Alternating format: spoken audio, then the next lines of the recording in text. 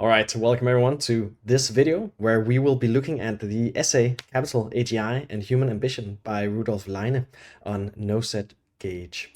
And the basic message of this essay is that AIs will replace human talent and human labor, which means that the biggest thing that investors and money in the world they seek, which is talent, will now be something that they can just get by running a ChatGPT query. And this, of course, means that now money can buy endless talent, and talent cannot convert their skills into money, which changes the world dynamic quite a bit. A quick overview on Rudolf is Rudolf is a DevAc entrepreneur, so that means he is at the Entrepreneur First accelerator, where he's working on a startup for making AI less risky. And we've actually had him in at Apart Research a couple times before to do talks. So one on what type of impact you can have by starting an AI safety startup, and another one on some of his previous research work on testing whether large language models have situational awareness. And in this essay, he explains what I just mentioned, that the key economic effect of AI is that it makes capital a more and more general substitute for labor. And this has a lot of results that he goes through, and we'll just take it section by section here, and I'll add my own notes as well. So his main conclusions here are that labor replacing AI really means that the ability to buy results in the real world will dramatically go up, and human ability to wield power in the world will go down. And this will be because there will be no more incentives for ruling bodies like states and companies to care about humans that much, because it is the talent base. And it'll also just be harder for humans in general to achieve outlier outcomes. And this is actually a point I might disagree slightly with, but I'll get to that once we get down to that section. In general, it does look like AI will be replacing human labor at a large scale, since AI is really doing a lot of the things much better that humans would be hoping to do. So today, if I ask an AI for a fact, for example, or a methodology for a paper, I would expect a better answer than from most scientists within their own field, as long as it's something that that is not extremely niche or technical. And Rudolph's point here is also that a radical equalizing measure is actually relatively unlikely. This just means that there's a relatively low chance that this extreme wealth coming from AI, centralized in very, very few hands, will probably not be equalized among the population that much. And this I generally agree with completely. And one of his points about what moves him emotionally about this is that actually we'll expect that there will be a ruling caste. So even with abundance, even with endless money from AI, where everyone will live a pretty nice life, we'll actually end up with a static society, because the ruling class will always have this power that no one else will be able to infringe upon, basically. And one of the emotional parts of that is that it doesn't really seem very dynamic or alive. And in general, we already see this to some degree in a society such as Putin's Russia, where there is just a lot of reduction in intellectual freedom, which means that it's relatively hard to come up with new ideas that are not incentivized by the government. In a similar way, there's actually a great article by Rafferty on how brain-computer interfaces might lead to similar static societies, where you generally have a pattern of autocracy and dictators ruling, and then people gaining power again, so democracy becoming a thing, or a type of democracy. In this world where brain-computer interfaces are developed, the dictator will actually be able to completely control the population by forcing everyone to install a brain-computer interface and control their brains to one degree or another. And this means that you'll have a perpetual dictatorship. This is not very nice. What Rudolph's point hints at is somewhat of the same effect, where someone who controls AI can largely control society, and the centralization of power that comes with AI naturally leads to a type of world where the ruling actor, be that human or AI, would want to control society to avoid being overthrown or something like this.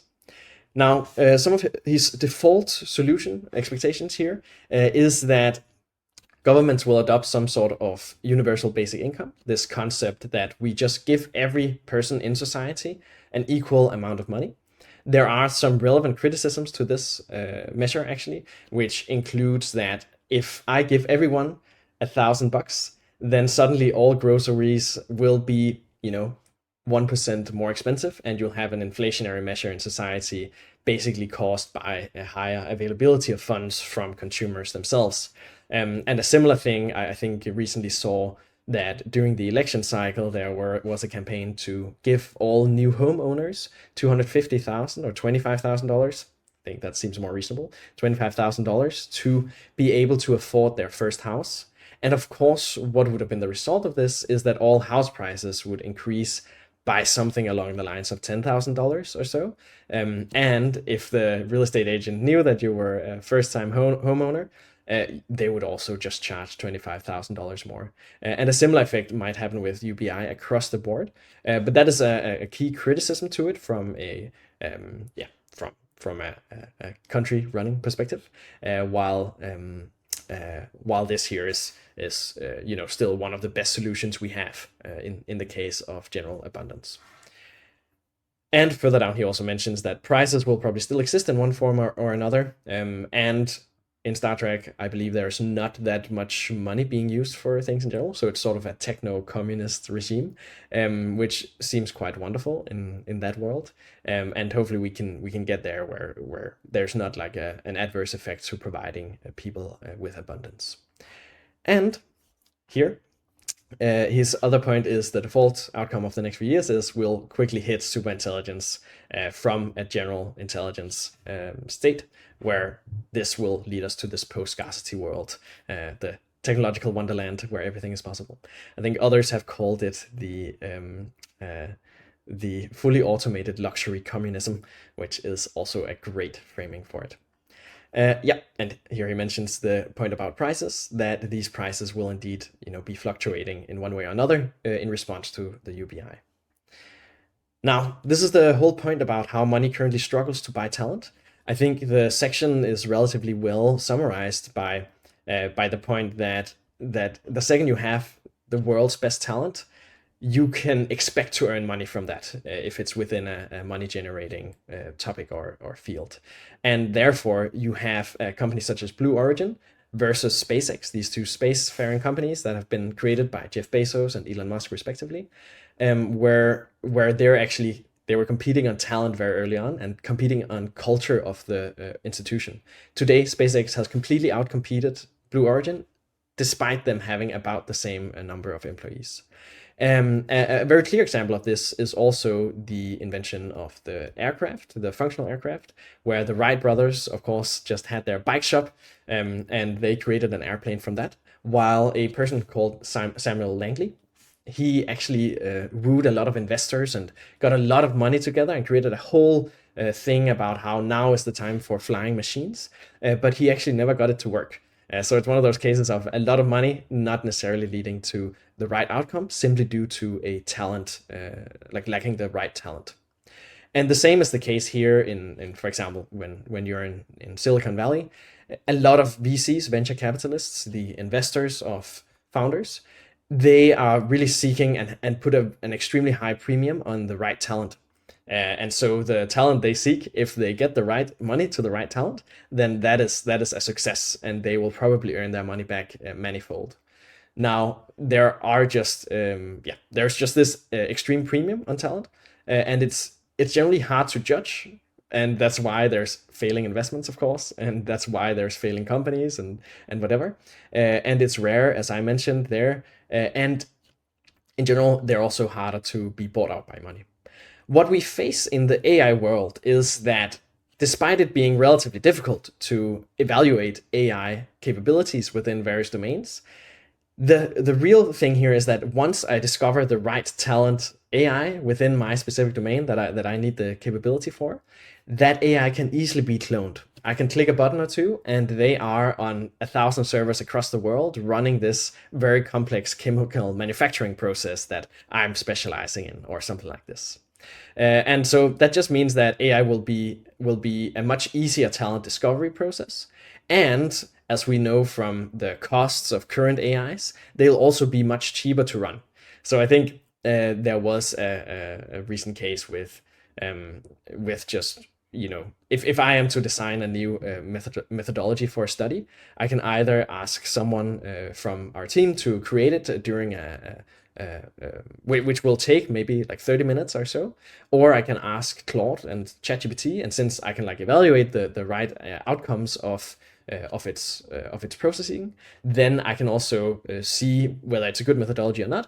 And that will take about half a minute versus 30 minutes. And, you know, I'll still have to manage and whatever the communication to the employee either way. So it's really a very different world where that would cost me, you know, a fraction of a dollar, while for someone's 30-minute labor, that would be, you know, that would be anything from $50 to $200 or something like that in this case. And so finally, there is the effect that AIs will eventually be much more capable than any human employees at the tasks. And so there is this great graph from a recent study from Meter. They are studying basically how to evaluate AIs properly. This great study made this graph of the capability of humans versus two different agents, a few more agents, but specifically agents based on Claude.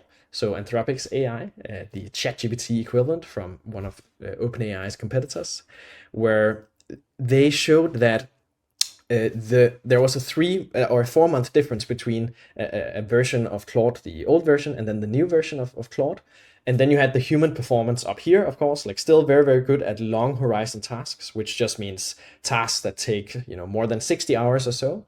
And you had this ability where they were actually relatively good, but just 4 months of progress got them as far up this ladder as all of the progress before that, nearly.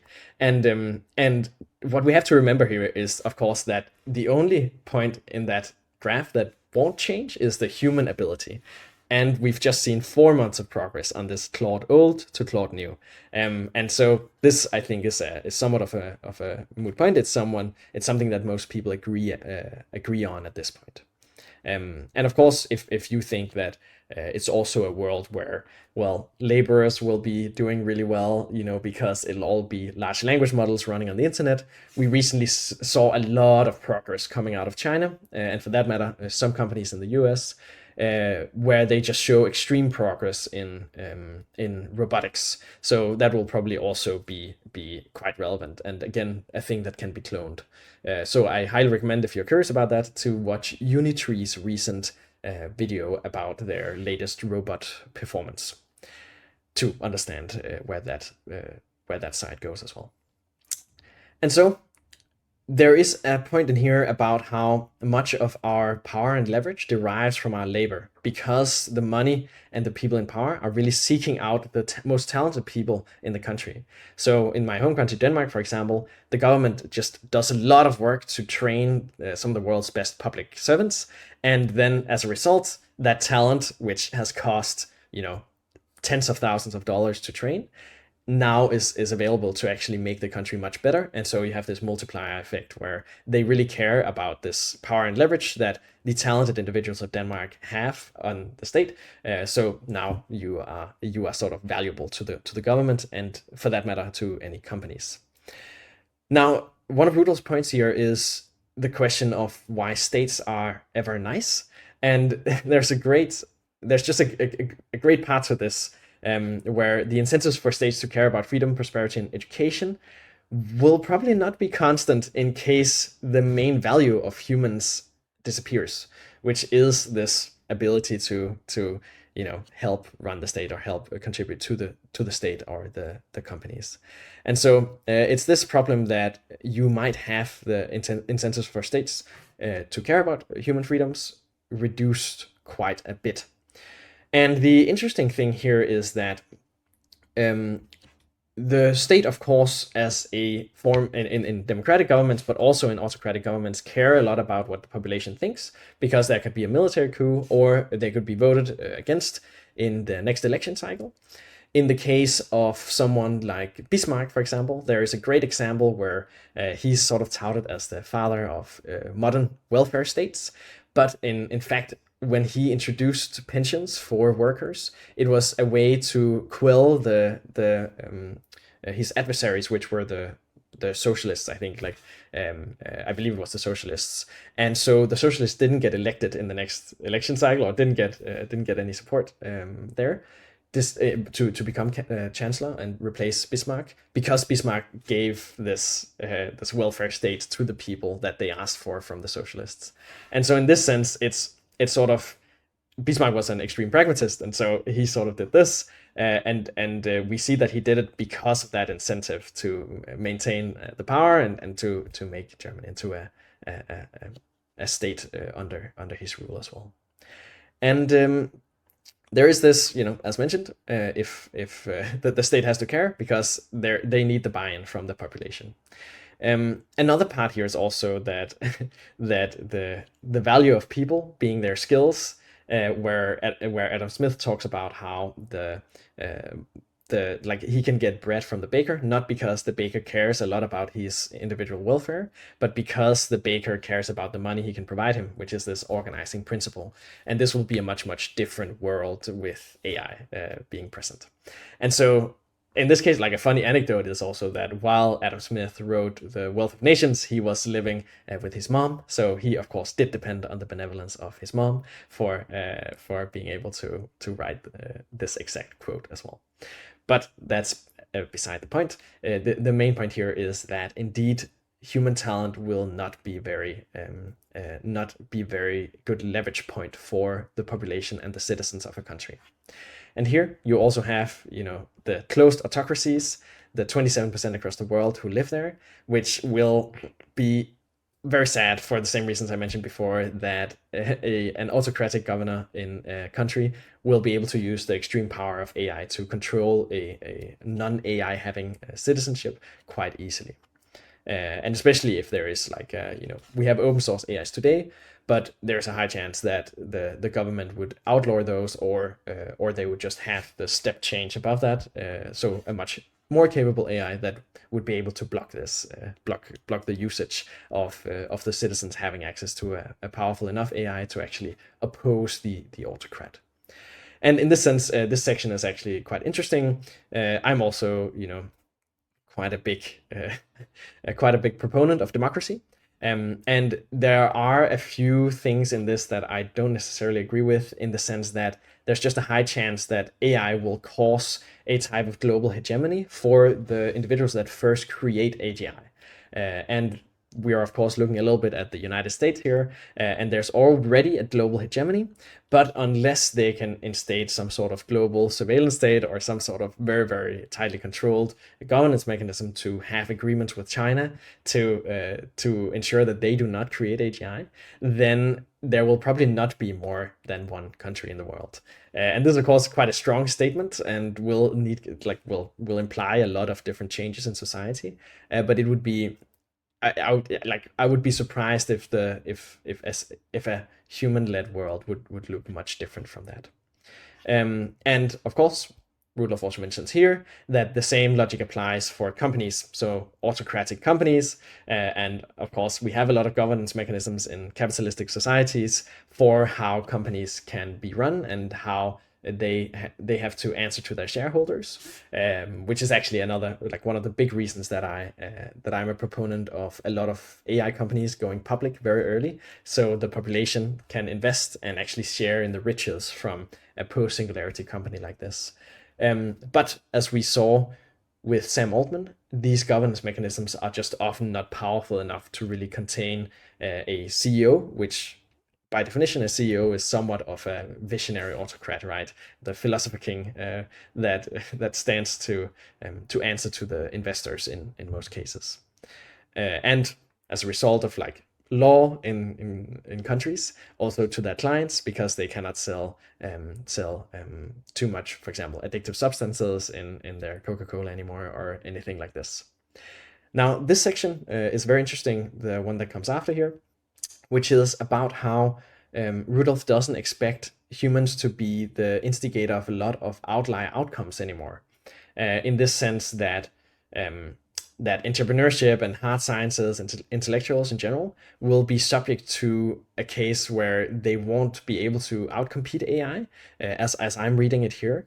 The thing that I actually disagree a little bit with in this section is the point about how humans won't be able to be like outlier talents because they won't be rewarded as much for it, in the sense that the industrial age, and for that matter the agricultural age, they were sort of the you know the starting gun for philosophers and artists to be able to work professionally as that, because of the abundance within society that arose from it.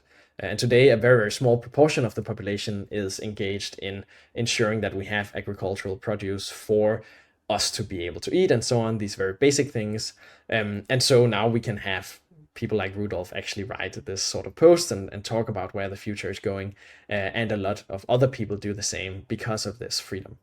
The main thing would be the competition between human and AI ability to do this. And if we have an aligned AI, I actually think in many cases the aligned AI, something like what Claude is today, would have a lot of chances to write really, really beautiful and amazing science and awesome, and start awesome companies and create new philosophies where we would enter a type of golden age. Now, I also have a little post on this concept I call cybermorphism, but how we're entering in sort of a union with AI to be able to build things better and to think about how the world runs better, where this also plays into the fact that humans will probably have this golden age just because of the new types of thinking and the new society we'll be entering. So now is really a pivotal point for everyone to jump on that boat and be part of it. There's a great Ted Chang short sci-fi story that is also relevant here, which is on I don't remember the exact name, but it's on the concept of studying what like extremely intelligent entities are studying in their own language that humans can't understand anymore, and where they've sort of created this new species that is interacting with each other. I believe it's a genetically engineered human to one degree or another. And so they do their science, and it's much more complex, and all of the value also accrues to humans. But then there's a field of human engineers and scientists actually studying the language of these entities, which they have a really hard time doing because it constantly evolves, and trying to understand how their fridge works and so on and so forth.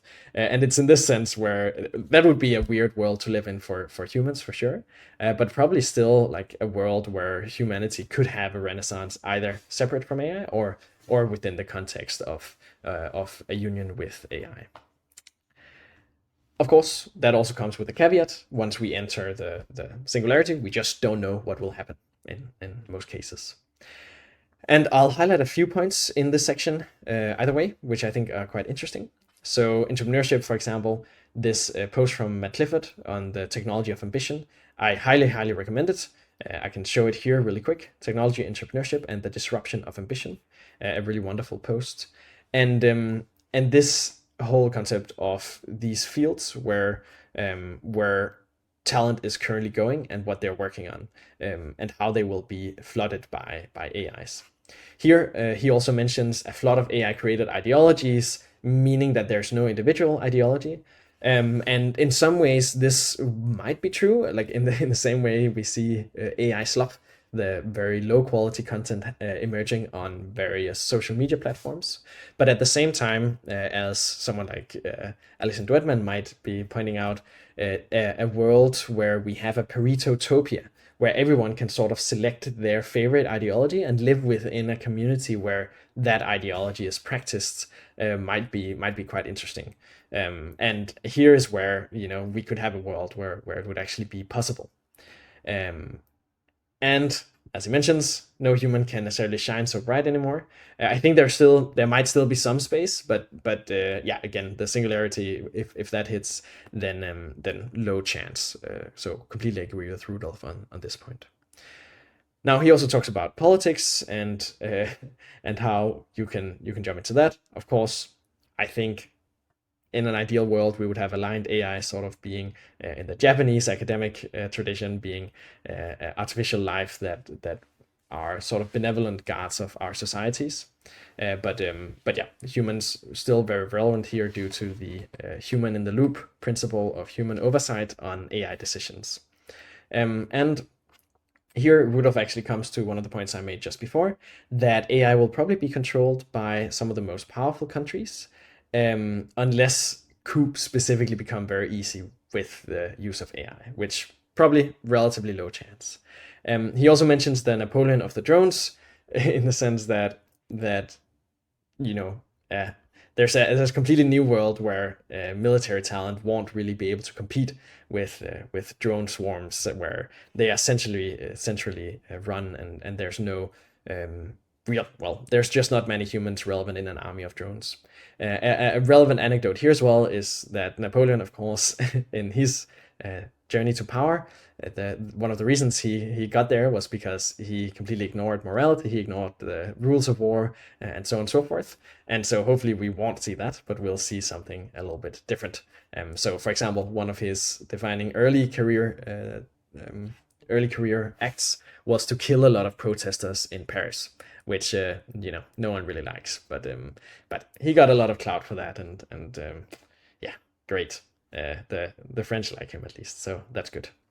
And similarly, there's actually a funny thing here in terms of religions, where we might see quite interesting new religions coming up that are coming from humans. Of course, AIs will probably hijack that once we get quite a bit further along.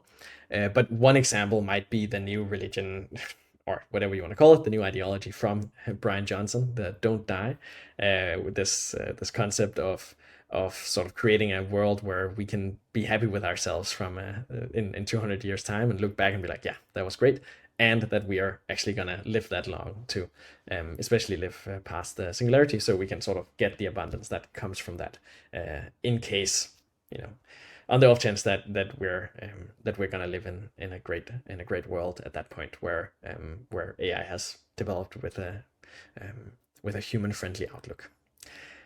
Yeah, so that's the point here, and I somewhat disagree a little bit with the section, but generally agree with the facts and the conclusions. Generally agree with the facts as stated, the projections, but disagree somewhat with the conclusions. I'll be very interested to see where this ends up, basically. Now, here comes another very interesting point, this point on enforced equality.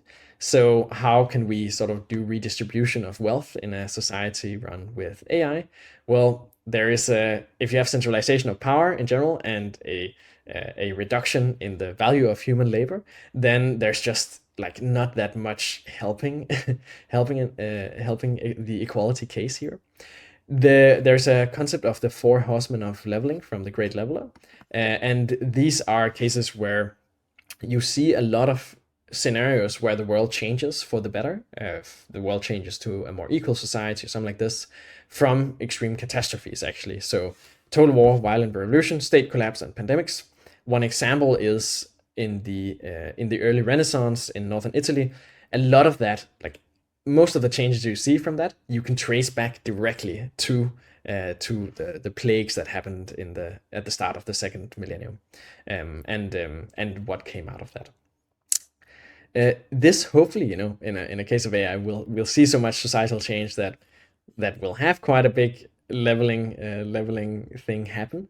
But unfortunately, that also relies on humans being the main driver of innovation here, and humans sort of having an outlook that involves humans as well. And yeah, to my point with "Don't Die" there. An exception to the type of world where redistribution of wealth wouldn't happen is if a new political movement or ideology gets a lot of support quickly. And of course, maybe one example would be the "Don't Die," where I think Brian Johnson just yesterday or today mentioned that his plan is for it to become sort of the global ruling ideology of in 2027, which is quite ambitious, but I mean he was Mormon, so maybe he's the guy to be able to do it. Nice. And one of Rudolph's points here in general is also that we'll end up with UBI where everyone has enough part of the abundance just because it is abundant. So there's not a big cost to everyone receiving everything they need, which is, that's the whole argument for capitalism in general. While we'll still have a global caste system, so a ranking, like a type of aristocracy there that runs based on the country of birth. So if I'm born in the US, then indeed I will be getting a lot more of the AI value generation, unlike if I'm born in some place like Europe, who's not at the head of this development.